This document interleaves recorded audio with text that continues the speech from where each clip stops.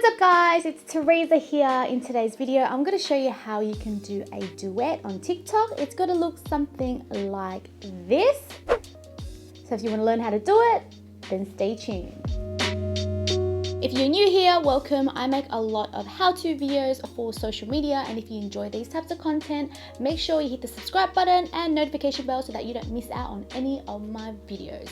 Without further ado, let's jump straight into it. To start recording your duet, what you need to do is open up your TikTok account, and once you've done that, you need to find that video that you want to do a duet with. So I've saved my video in my favorites, so I'm going to go ahead and tap onto that and find that video. I'm going to select it, and then you see that arrow on the right hand side.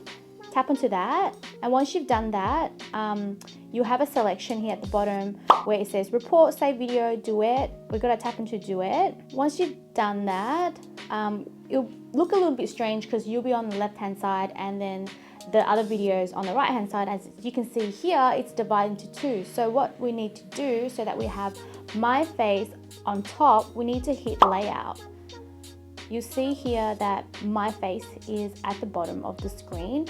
So we'll switch it in a second, but what you need to do here is you need to tap onto the video that you want to duet with and then drag it up so that it's in frame. So once you've done that, hit onto layout again and then switch.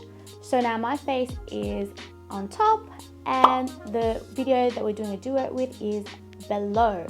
So once you've done that, we can begin to record the video. I normally set a timer, that's on the right hand side there. I usually set it to 3 seconds. So I'll start countdown, it will count me down, and yeah, we'll start recording. Once you've done that, of course, you can then save it as draft and review it, or you can just, put a description and post. So yeah, that's how you do it, guys.